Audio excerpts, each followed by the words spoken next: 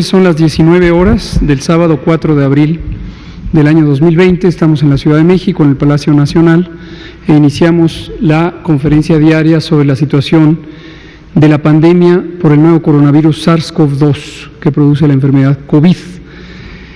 Y una de las funciones de moderador, hoy nos acompaña el señor secretario de Salud, el doctor Jorge Carlos Alcocer Varela, aquí presente.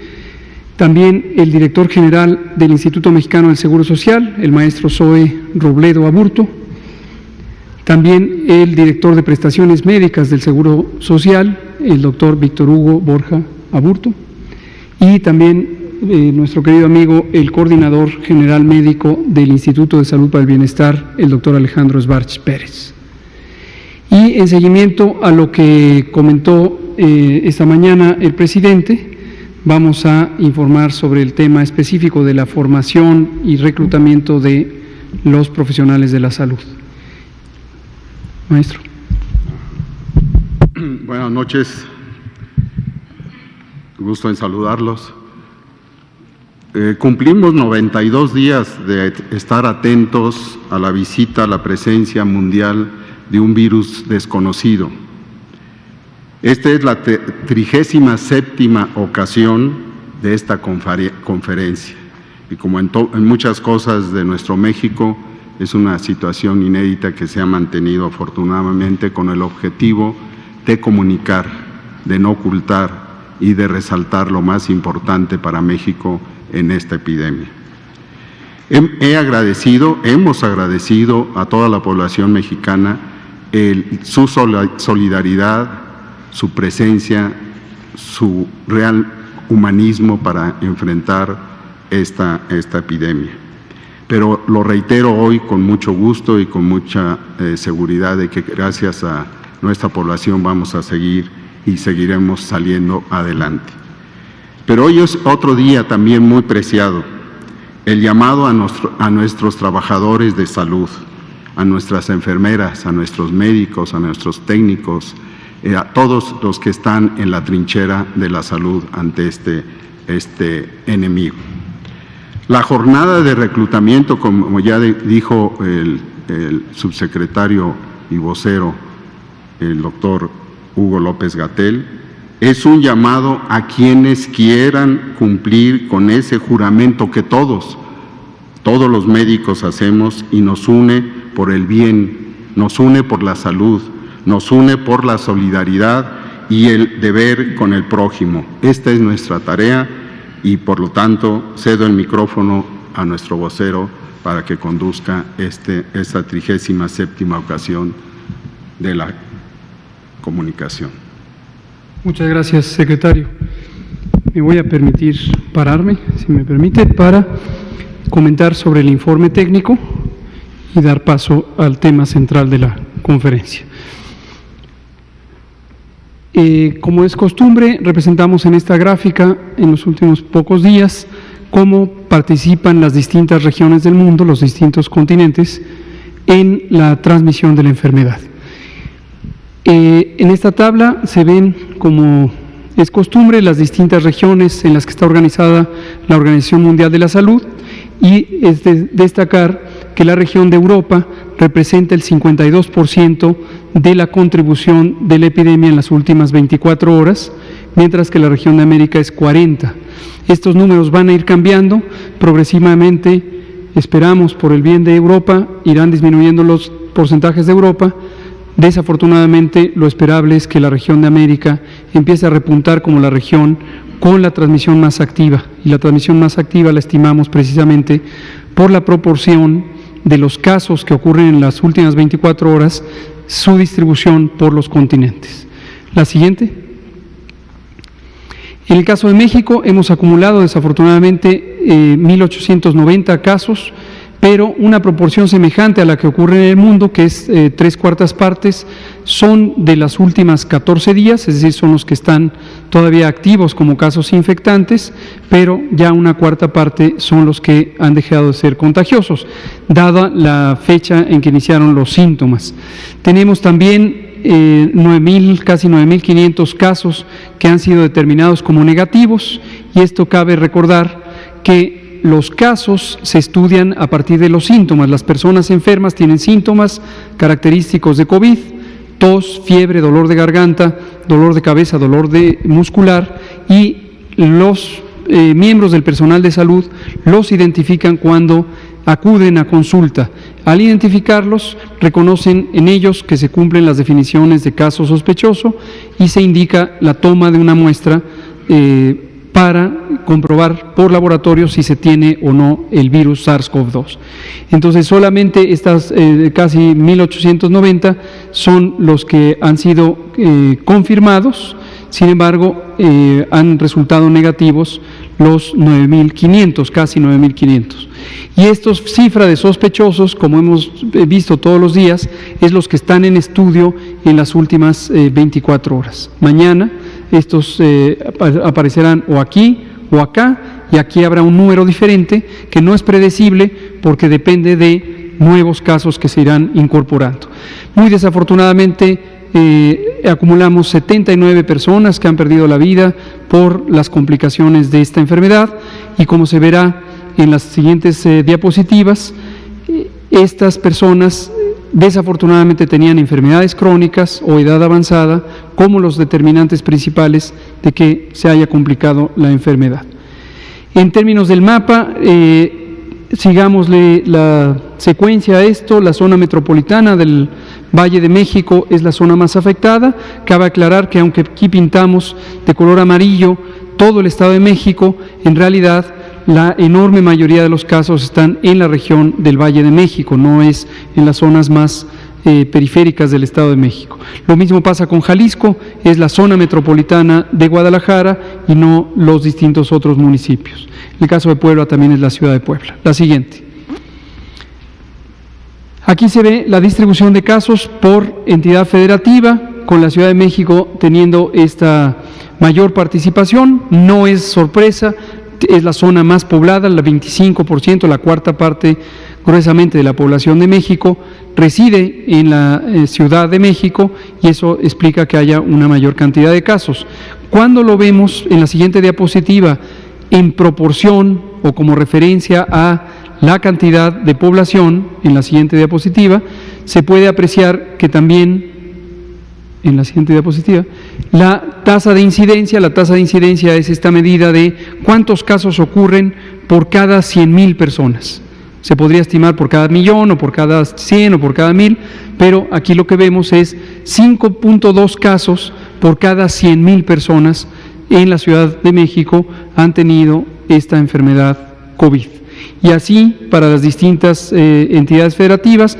Noten ustedes como en el Estado de México 1.03, y entonces no necesariamente es la entidad con más casos después de la Ciudad de México, si los consideramos en relación con la población que tiene. La siguiente. Aquí vemos esta característica que va a estar variando a lo largo de los días, pero en general 43 años es la edad que tiene la mitad de las personas que han estado enfermas. Esto es importante señalarlo porque nuestro país es un país que, con respecto a otros países como los de la región europea o Estados Unidos o Canadá, es un país donde la población es más joven. Tenemos más o menos 10 años menos en promedio que los países europeos o que Estados Unidos. Tenemos una diferencia de 7 años cuando consideramos a la mitad de la población, la edad de la mitad de la población. Y los casos de COVID tienen un comportamiento en términos de la distribución de edad parecidos a la población europea. ¿Esto qué quiere decir? Que tenemos un elemento que no es necesariamente algo que nos va a reducir el riesgo, pero sí nos hace que la probabilidad de que se compliquen las personas con COVID sea menor, por el hecho de que son personas más jóvenes en general. Pero desafortunadamente en México, esto lo habíamos comentado semanas atrás, pero lo quiero retomar para que lo recuerden, en México tenemos una de las más grandes prevalencias de diabetes, una de las más grandes del mundo, 14%. Y también tenemos la más grande epidemia de obesidad y sobrepeso. 3/4 partes de la población mexicana tienen sobrepeso o tienen obesidad. Esto es producto de muchos años, de 4 décadas al menos, de mala alimentación, una alimentación que ha estado empujada por productos de baja calidad nutricional y muy alto poder calórico, y son particularmente los alimentos industrializados. Y estamos teniendo las consecuencias de esa epidemia a lo largo de 40 años. En sí misma la obesidad, el sobrepeso, la diabetes son epidemias. Entonces eso es lo que hoy va a pesar importantemente. Y otras enfermedades que se relacionan con estos trastornos metabólicos. La siguiente. Aquí se ve también la diferencia por edad en las personas que no se han tenido complicaciones y las personas en las que se han tenido complicaciones de COVID. Como también hemos relatado, pero me gusta retomarlo para su memoria, COVID es una enfermedad que en 80% de los casos, como se ve ahí en la diapositiva, casi 80, 78%, se comporta como una enfermedad leve, que se autolimita, se quita sola y la persona se restablece sin tener ninguna secuela. Pero en este caso 22% de personas que tienen ciertas características, la enfermedad se complica, produce una neumonitis, una neumonía grave, que puede ser letal. ¿Quiénes son esas personas? Aquí lo que vemos es la distribución por edades. Vean el color amarillo, está más hacia el lado derecho de la gráfica, en donde están las edades más avanzadas. En cambio, el color verde está hacia el lado más joven, donde tenemos a los adultos jóvenes con carga importante de enfermedad, pero enfermedad no complicada. La siguiente. Esta es la estadística de cómo están los pacientes que están actualmente, y volvemos a ver aquí este 78% de no complicados y la distribución de las personas que están hospitalizadas, algunos estables, otros graves y otros francamente graves con necesidad de soporte ventilatorio mecánico. La siguiente. En la mortalidad lo vemos también, cuando vemos la distribución de edad de las personas que muy desafortunadamente han perdido la vida, es muy claro que están en términos de edad en las edades mayores, y tenemos menor frecuencia de desenlaces fatales en personas que son de edad intermedia. La siguiente. Aquí está simplemente la estadística cruda de muertes que han ocurrido por entidad federativa, y la Ciudad de México tiene estas 16 acumuladas, le sigue Sinaloa con 10, y etcétera, etcétera. Mañana vamos a agregar aquí, hoy ya no lo pusimos, pero vamos a agregar la tasa de letalidad. La letalidad es una medida importante porque es la porcentaje de personas que teniendo la enfermedad resultan en un desenlace fatal. Y es una medida importante porque comparar números crudos entre estados que tienen poblaciones diferentes y estados que tienen número diferente de casos es poco interpretable. Pero mañana les traeré la gráfica ya con la tasa de letalidad y la tasa de mortalidad. Quiero hacer un comentario aquí que no pretende minimizar la importancia de esta enfermedad, pero sí también ponerla en contexto. Cuando hablamos de mortalidad, nos referimos a cuántas personas mueren por una causa específica, en este caso COVID, respecto a cuántas personas viven en un territorio. Puede ser todo el país o puede ser una entidad federativa. En cambio, la letalidad es cuántas personas de aquellas que estaban enfermas perdieron la vida. Y tiene interpretaciones diferentes que mañana lo comentaré en detalle cuando tengamos la gráfica y los datos. La siguiente. Aquí lo que vemos es este seguimiento de quienes tienen ciertas enfermedades crónicas. Hipertensión sigue siendo la predominante en las personas que han perdido la vida, que son 79, obesidad, diabetes, enfermedad renal crónica, enfermedad pulmonar obstructiva crónica, tabaquismo, que en sí mismo es una enfermedad, es una adicción, pero además está asociada con innumerables alteraciones de la funcionalidad del cuerpo. Enfermedad cardiovascular e inmunosupresión por distintas causas. La siguiente, por favor. Terminamos viendo las curvas epidémicas. Este seguimiento lo vamos a estar haciendo todos los días. Mantenemos como referencia la parte inicial del crecimiento epidémico que hubo en 4 países europeos y Estados Unidos, en los que ha habido el mayor o el más acelerado crecimiento de la epidemia. Y como venimos indicando desde que instauramos las medidas de mitigación poblacional, que las anunciamos desde el viernes 13 de marzo y luego las formalizamos el día 14, empezaron a surtir efecto el 23, cuando está marcada aquí con su sana distancia, y ese es exactamente el punto de inflexión, es el punto donde se doblan las curvas epidémicas. Esto en términos llanos lo que quiere decir es el momento en donde pasamos de transmisión lenta a transmisión acelerada. Y hemos mantenido este ritmo de crecimiento. No podemos todavía asegurar que tenemos una velocidad reducida por efecto de las intervenciones. Eso, cuando lo anunciemos, lo haremos de manera formal con los análisis numéricos.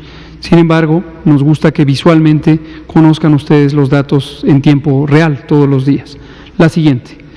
Y terminamos con la representación visual también de la curva epidémica. Estos son los casos que se van acumulando y obviamente crecen continuamente. No perder de vista que una proporción de ellos, ya dijimos hasta el momento la cuarta parte, en realidad aunque quedan contabilizados, ya no son casos porque se recuperaron. Y unos muy poquitos, pero muy desafortunados, perdieron la vida. Y aquí vemos la curva epidémica de los casos diarios, donde vamos a ir dándole seguimiento a cómo se presentan día con día. Muchas gracias.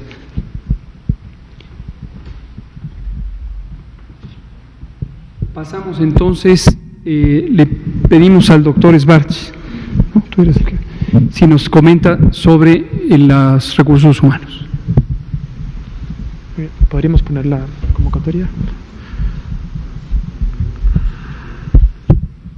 México contará con personal de salud suficiente y preparado para atender a los pacientes graves por contagio del COVID-19. Para ello, el sector salud puso en marcha una estrategia de reconversión de recursos humanos a fin de contar con más personal preparado para la emergencia sanitaria. De esta manera se aprovecha a personal médico y de enfermería de todo el país, generales o especialistas en áreas no críticas, quienes reciben capacitación para integrarse a equipos de atención a pacientes graves por coronavirus. Esto permitirá reorganizar los servicios de salud a pacientes por COVID-19 mediante un modelo de atención en cascada que consiste en lo siguiente.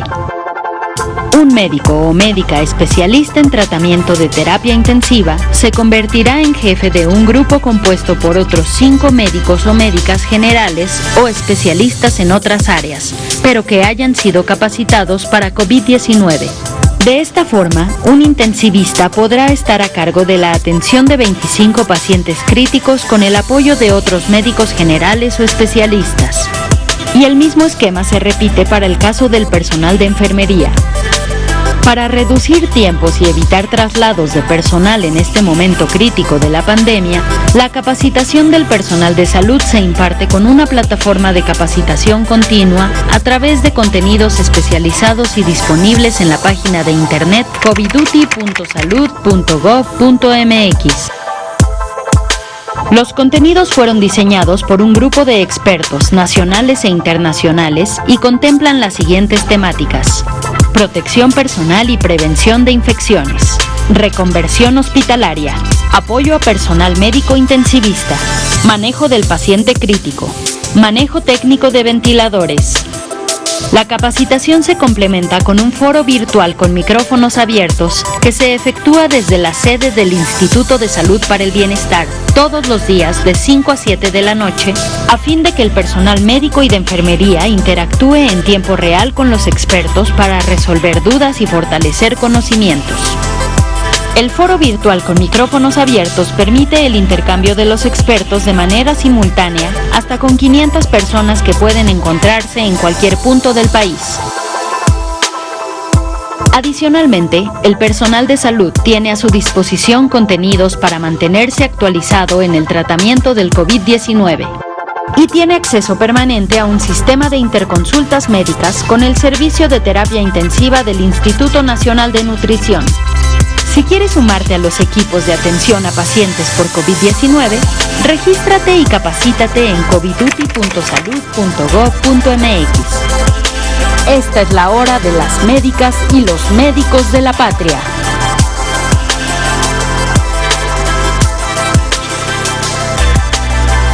¿Puedes poner la convocatoria ahora? Muy buenas noches. El día de hoy todo el sector salud inicia la Jornada Nacional de Reclutamiento y Distribución del Recurso Humano en Salud, titulado México contra el COVID-19.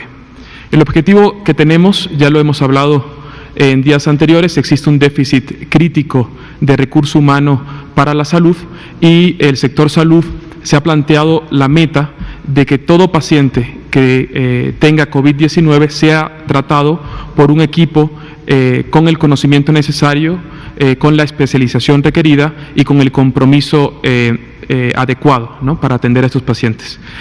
Ante ello, todo el sector salud, la Secretaría de Salud, el INSABI, el ISSSTE, por supuesto, el IMSS, trabajamos en la creación de esta convocatoria que se expone a continuación. El objetivo es reclutar a todos nuestros médicos, a todas nuestras enfermeras, médicos generales, enfermeras generales, también a los especialistas, sobre todo en terapia intensiva, infectología, urgenciología y anestesiología. Estos especialistas son muy importantes para atender adecuadamente a los pacientes por COVID-19. Lo relevante de esta convocatoria es que es una convocatoria donde todo el sector salud sale unido, la necesidad es para todos y decidimos trabajar en una estrategia conjunta, tanto en el reclutamiento como en la capacitación. Cedo la palabra al maestro Zoé, que continuará hablando al respecto. Muchas gracias. Muchas gracias y muy buenas noches a todas, a todos. Doctor Alcocer, doctor López-Gatell, doctor Sbarch, doctor Borja. Sí, este es un esfuerzo que nos ha parecido extraordinario porque si bien todas las instituciones de salud pública de nuestro país estamos en un esfuerzo por nuestra parte, hacerlo con una sola identidad y como un esfuerzo compartido, nos parece que no solo da la motivación y el mensaje de que es un asunto de absolutamente todas las instituciones, sino que hay algunos elementos que son comunes de este reclutamiento. Si me permiten, mencionaría algunos de ellos. Primero, es una contratación por 6 meses, que tiene sus ventajas toda vez que esto permite que las propias instituciones de salud ofrezcan seguridad social. Seguridad social que es para el trabajador que se contrata por estos 6 meses, pero también para toda su familia. Son salarios muy competitivos y una de las cosas más importantes, que es esto que ya ha mencionado el doctor Sbarch, la capacitación es sectorial, es decir, el equipo de especialistas que estarán haciendo estos cursos, que van desde los cursos para el uso de los equipos de protección personal, pero sobre todo los cursos y la capacitación de todas las maniobras que tienen que conocer estos profesionales de la salud, serán impartidos por los mejores del país de todas las instituciones. Es decir, en el momento que hay un curso que da un intensivista, pues estarán los mejores intensivistas de salud, del IMSS, del ISSSTE. Es un poco replicar el modelo del grupo de especialistas que ha estado guiando a todo el gobierno federal en esta epidemia.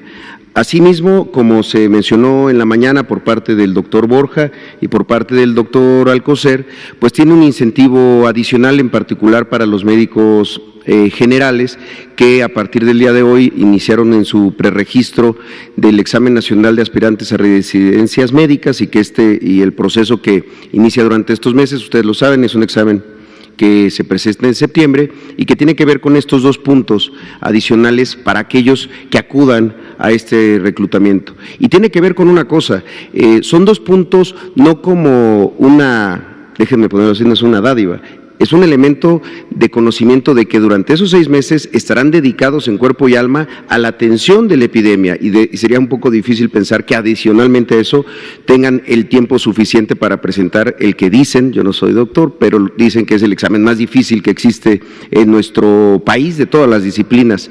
Entonces, seguramente eso tendrá este elemento. Ahora, sí, para poner algunos ejemplos de por qué es este reclutamiento sectorial y con las características de ley de cada uno de las instituciones y que puede ser muy interesante, déjenme comentar algunas cosas. Primero, todas las instituciones tenemos prestaciones de ley para estos médicos que serían contratados por estos seis meses. Seguridad social, como ya lo he mencionado, aguinaldo, vacaciones, prima vacacional. Adicionalmente a eso, hay prestaciones en los diferentes contratos colectivos de trabajo. Desde luego que hay diferencias, menciono las del Seguro Social, que tienen que ver pues con asistencia médica y dental para los trabajadores y sus familias, seguro de vida, que es algo que nos ha mencionado el INSABI, que ya tienen también ellos contratado, ayuda para actividades culturales y recreativas, alimentos y otras prestaciones importantes que en el caso del Seguro Social y que estamos homologando en la medida de las posibilidades de todos, que son seguros de responsabilidad civil y también en el caso del Seguro Social, en particular a quienes forman parte del Sindicato Nacional de Trabajadores del Seguro Social, un fondo de ayuda sindical por defunción. Son este tipo de detalles que es importante conocer porque sabemos que el esfuerzo que van a hacer, sabemos que los elementos de riesgo que van a tener deben de ser deben de tener una respuesta por parte del Estado mexicano en este tipo de coberturas y desde luego algo que se ha mencionado mucho, la provisión de los equipos de protección personal para todos y cada uno de ellos en las diferentes fases de la contratación. Pero, y con esto quiero terminar, creo que lo más importante no solamente es ese llamado patriótico, solidario de los médicos que, como lo ha dicho el doctor Alcocer, harán simplemente valer su juramento hipocrático, pero además de todo, la capacitación. Tenemos médicos especialistas extraordinarios a los que acuden muchas instituciones del mundo por consejo, por asesoramiento, y ellos van a ser los que estén al frente de estas capacitaciones. Creemos que es un esfuerzo sectorial, insisto, con las características propias de cada institución, pero que será de gran ayuda para tener y cubrir en muy poco tiempo un déficit que se generó durante muchos años de médicos y particularmente especialistas en los servicios públicos de nuestro país. Sería todo por mi parte. Le pedimos entonces al doctor Borja si pudiera comentar. Sí, en estas capacitaciones es importante mencionar que los médicos están muy comprometidos, los médicos generales se encontrarán siempre supervisados por un especialista, serán quienes atiendan a ese grupo de 25 pacientes. Los médicos jóvenes tienen menos riesgo de la enfermedad complicada también. Estos médicos se encuentran muy comprometidos y en el Seguro Social y en las otras instituciones. Primero se les dará la capacitación, esperamos hacer el reclutamiento la siguiente semana y la capacitación de los primeros grupos durante los primeros días, de tal manera que antes de que inicie el periodo más álgido de la transmisión de la epidemia, estaremos con los números suficientes de médicos preparados para atenderla.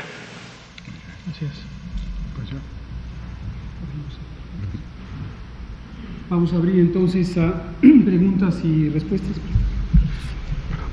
Vamos a abrir a preguntas y respuestas. Vamos a empezar con dos mujeres, aquí 3 mujeres, pero a ustedes les tocó recientemente, a usted no. Entonces ustedes y usted. Adelante. Gracias, doctor. Fanny Miranda de Milenio, buenas noches. Sobre este asunto, preguntar cuánto ganan en promedio estos especialistas y si además de estos 2 puntos adicionales para el examen se prevé como un incentivo incrementar el salario durante estos 6 meses que serán contratados para atender la contingencia. Esa sería la primera. ¿Puedo lanzar las otras? Sí, por favor. Hoy uno de nuestros compañeros en Milenio, Rafael López, analizó las cifras que nos han estado dando día con día y su reporte señala que el 60% de las personas que han fallecido no son adultos mayores. Esto contrasta con las cifras que se han presentado en países como España e Italia, donde esta cifra es de 4 o 5% nada más. Entonces estamos viendo que los que están muriendo pues no precisamente son adultos mayores como se había previsto y si esto obligaría a, de alguna manera, a replantear pues la situación, ¿no? También exigir que el resto de las personas se cuiden. Y bueno, aquí mencionaban que los jóvenes pues no tienen complicaciones, sí la tienen como lo vemos. Si nos puede explicar eso, doctor. Y por otro lado también a lo largo de esa semana he visto que la principal causa de comorbilidad es la hipertensión arterial. Hay algunos estudios que señalan que existe un fármaco utilizado para el control de la presión que podría estar agravando esta situación. En México ya se tiene analizado ese asunto, y si también se estaría solicitando que dejen de utilizar ese fármaco para su tratamiento. ¿Qué se está haciendo en ese sentido, doctor? Por favor. Gracias. Con mucho gusto. Muy rápido. Y vaya, son las cifras desde luego del Seguro Social. En promedio, un médico especialista del Seguro Social gana 34,755 pesos. Ahí puede haber algunos cambios porque tenemos algunos conceptos como vida lejana y demás, pero más o menos es esta la cantidad, 34,755 son sus percepciones mensuales brutas. Un médico general está ganando alrededor de 26,600 pesos, que digamos son los dos grupos más grandes. Ahora, sí insisto que este repertorio de otras prestaciones van conformando también otros elementos.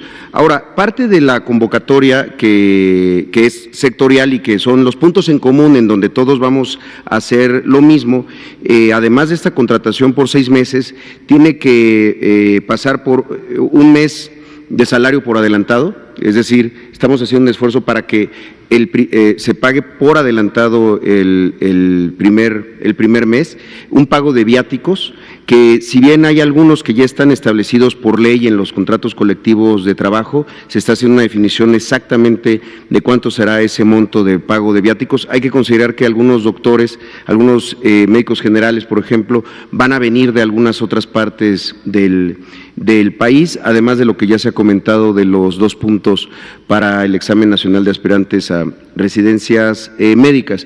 Sobre su otra pregunta, si se está considerando un incremento salarial, lo hemos conversado con los titulares del INSABI y del ISSSTE para saber qué van a hacer ellos, porque efectivamente nosotros hemos mantenido una conversación con la dirigencia sindical para establecer una suerte de bono que tendría que ver con un incremento salarial, pero lo vamos a estar anunciando en los próximos días, tanto su porcentaje y su duración, es decir, durante cuánto tiempo. Lo más probable es que sea durante toda la contingencia, pero se están analizando estos elementos para saber no solamente el porcentaje, sino también las categorías que van a ser susceptibles.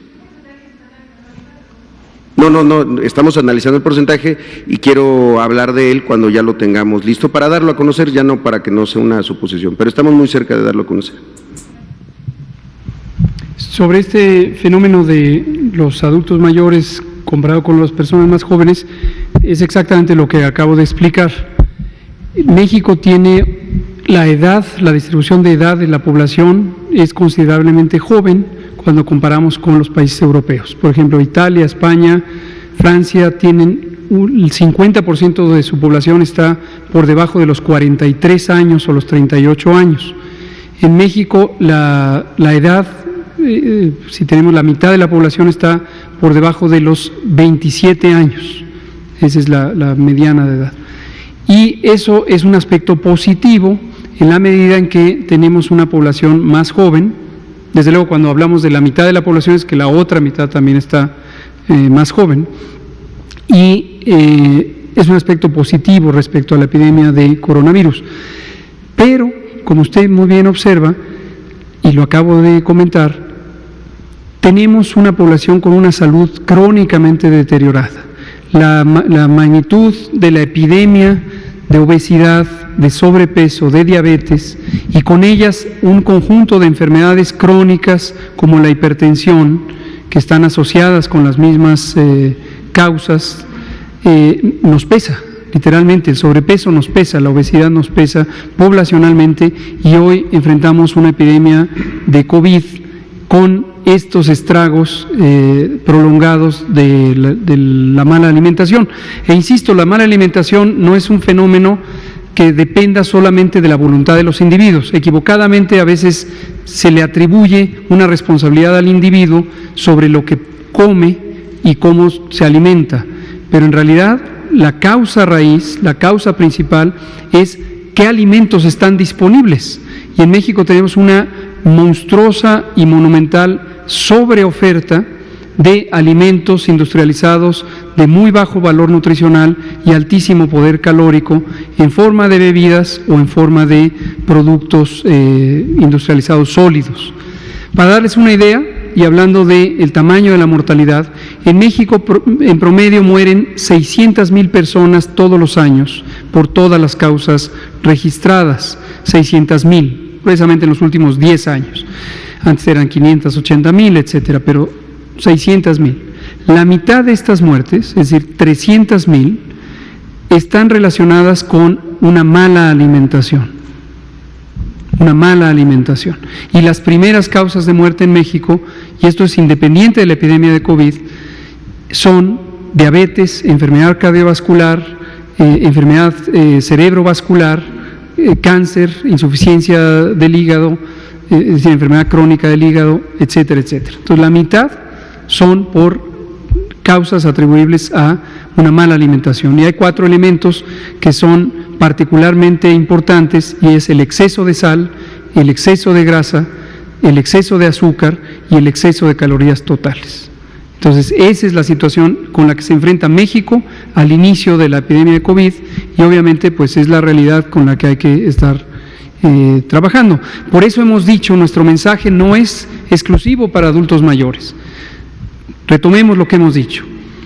Hay poblaciones que por sus características tienen mayor probabilidad de complicarse y de morir, y son las personas que son adultas mayores, arbitrariamente ponemos 60 y más, las mujeres embarazadas, no se nos olviden las mujeres embarazadas, y personas que tienen ciertas enfermedades crónicas, que son precisamente las que cada noche comentamos: hipertensión, diabetes, enfermedad pulmonar y enfermedad cardíaca crónica, insuficiencia renal crónica,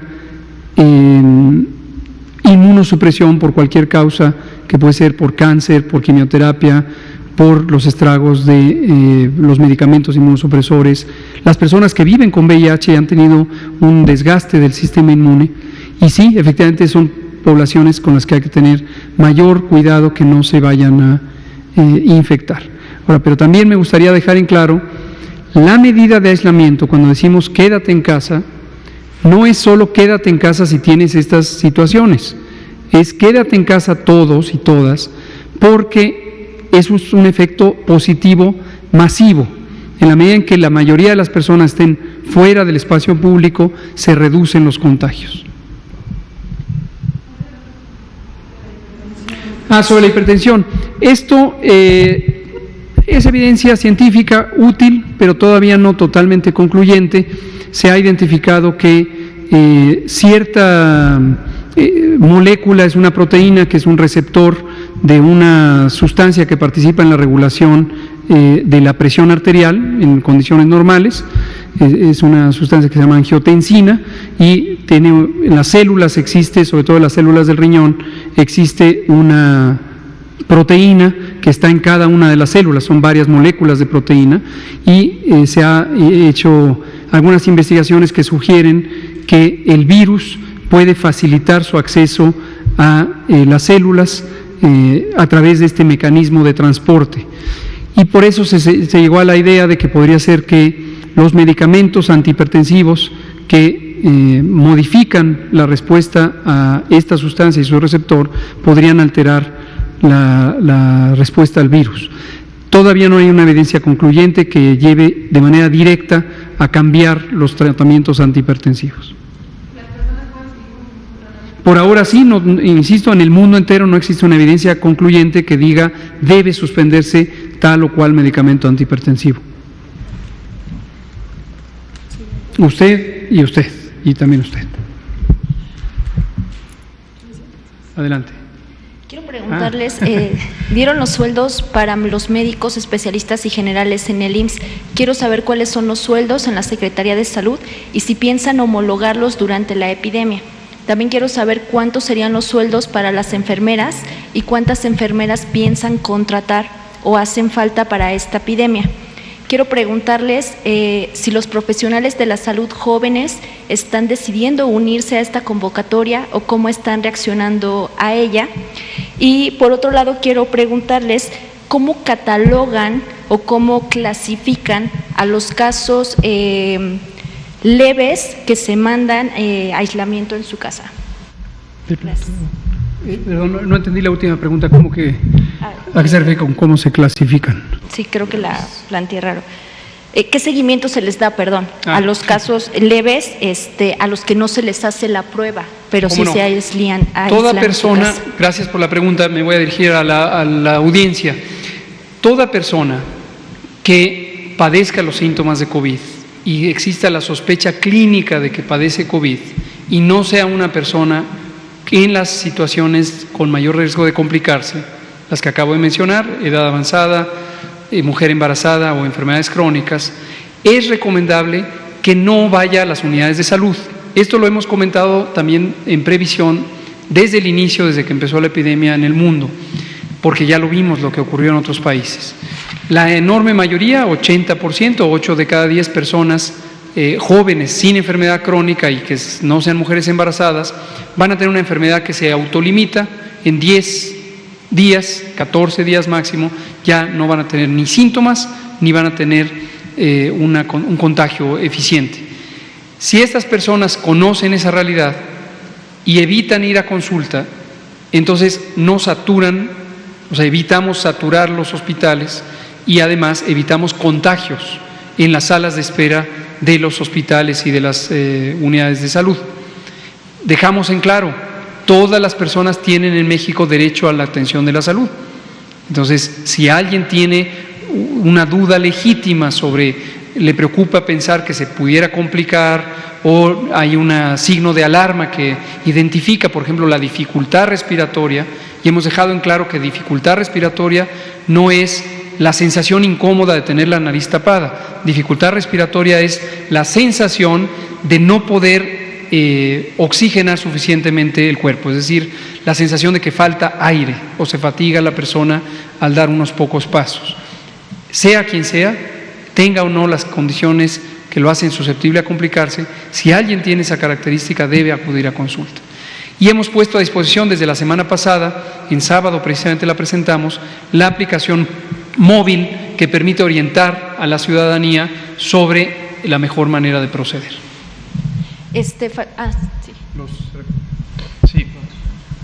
Respecto a los contratos, lo que podríamos decir es que la estrategia del sector salud ha sido que se ha tomado es ir juntos en el proceso de reclutamiento, porque entendemos que solo así podemos tener la fuerza que nos puede dar nuestras instituciones para convocar a los médicos que nos van a ayudar al manejo de esta pandemia.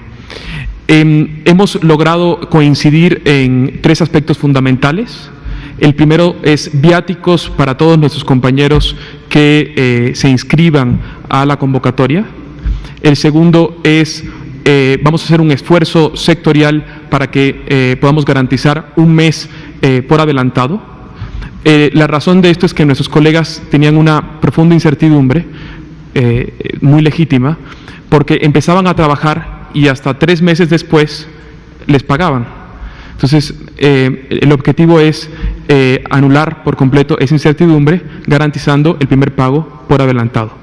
Y el tercero, que es muy importante, yo podría decir histórico, es el reconocimiento en el Examen Nacional de Residencias Médicas, mejor conocido como ENARM, del compromiso por la patria, del compromiso por nuestros pacientes, de estos médicos que van a aplicar a este examen, dándoles un puntaje adicional. ¿Pero cuánto es el sueldo? Respecto al sueldo, le podría decir que lo estamos estudiando con el objetivo de que las 3 instituciones podamos tener un sueldo igual de competitivo. Yo quisiera que me permitiera el día de mañana contestarle esa pregunta después de de que el grupo se termine de reunir, se sigue reuniendo en este momento definiendo este aspecto. Por favor. ¿Cuántas enfermeras pensarían contratar? ¿En el sector salud? Sí, en esta convocatoria para atender la epidemia. En total, el déficit de enfermeras es cercano a 12,000 enfermeras que necesitamos contratar y capacitar. Y al maestro Zoé Robledo quisiera preguntarle… En todo el sector, es okay. 12,000 en todo el sector. Gracias. Sí, perdón. Del anuncio que hizo hoy, ya no se registraron más profesionales de la salud contagiados en Monclova, número 1, y número 2, de los 31 trabajadores del Hospital de Piedras Negras que aislaron de manera preventiva, hasta ahora ninguno ha dado positivo a COVID-19. Sí, y le agradezco la pregunta porque efectivamente yo creo que en todo el mundo los datos del personal de salud que se ha contagiado pues nos deben de prevenir para evitarlo lo más posible. Es normal y me parece que lo que tenemos que hacer es reforzar. Veíamos cómo en España el Ministerio de Sanidad hablaba del 14% del total de los contagiados de ese país era personal de salud, incluso en China andaba la cifra por ahí del 10%, pero en particular de lo que ha ocurrido en Coahuila, que hoy día a conocer algunas de los primeros resultados del análisis de la investigación que un grupo de epidemiólogos que justamente el doctor Víctor Hugo Borja seleccionó desde el 26 de marzo y que se han ido fortaleciendo, nos daban luz un poco de cómo está la situación. En el caso de Piedras Negras, en el hospital de zona número 11, a partir de que se detectó un caso de un enfermero con un antecedente de viaje que había dado positivo, se acordó aislar a los 31 trabajadores que tuvieron contacto directo o contacto indirecto con él. Él, por cierto, se encuentra aislado, está en su casa y está desde el miércoles pasado afortunadamente estable. ¿Qué es lo que se hizo? Se hizo un procedimiento de sanidad y limpieza exhaustiva, se está fortaleciendo la vigilancia epidemiológica en el hospital en los 3 turnos y estamos monitoreando cualquier caso atípico. Ahora, quiero señalarle que en el caso de Piedras Negras, hasta el momento en el que se dio el contagio, no se había recibido a ningún paciente de COVID.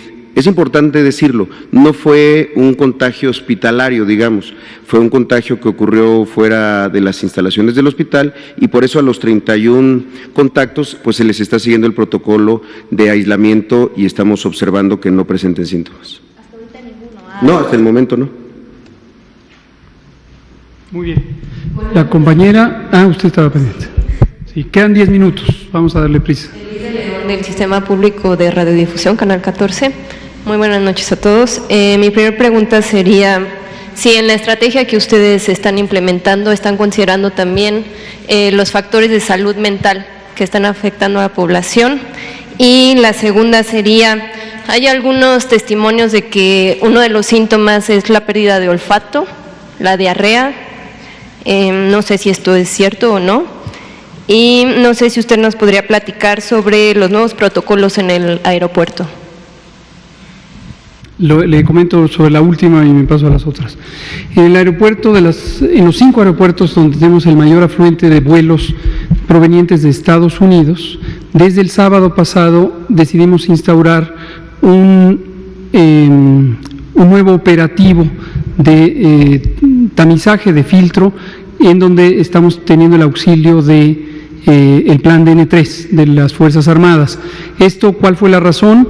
Que se avecinaba la fecha del receso de Semana Santa y aunque hemos insistido que esta pausa que está establecida hasta el 30 de abril no son vacaciones, hemos insistido en esto, pero es comprensible que nuestros connacionales que están en Estados Unidos van a tener la motivación de regresar a México y queremos darles todas las facilidades a ellas y a ellos y también ayudar a que podamos identificar si existiera alguna persona que viaja estando enferma para darle la asistencia necesaria antes de que llegue a su sitio de origen en el territorio mexicano y con ello disminuyamos la probabilidad de un brote comunitario. Esta es la situación que ocurre, lo habrán notado quizá ya desde la semana pasada, así lo dispusimos. Y respecto a salud mental, ya hemos tenido al menos 2 sesiones de esta conferencia donde nos ha acompañado la doctora Lorena Rodríguez Bores Ramírez, quien es la secretaria técnica del Consejo Nacional de Salud Mental.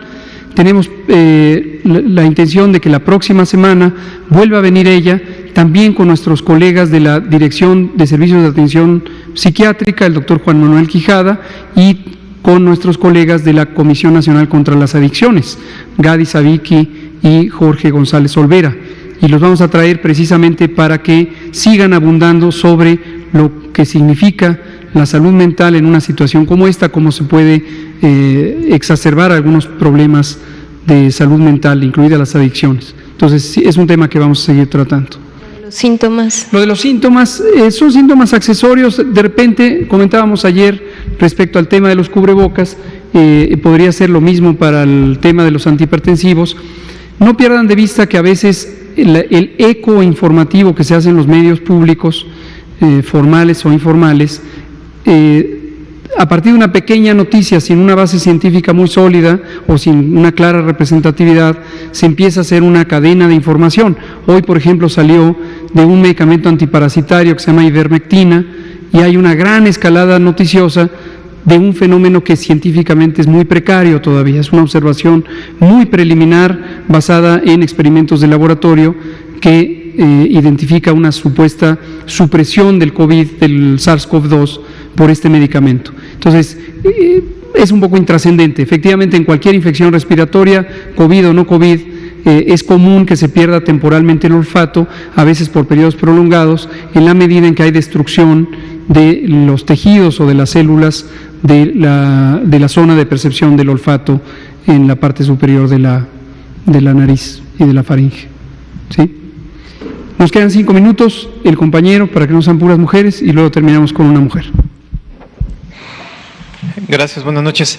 Yo le quería preguntar, doctor, si nos puede nada más recordar cuáles son entonces los números de la meta de contratación tanto de médicos como de enfermeras, si tienen una fecha límite para alcanzar ese nivel de reclutamiento y ante qué escenario estaríamos en caso de no lograrlo, ¿no?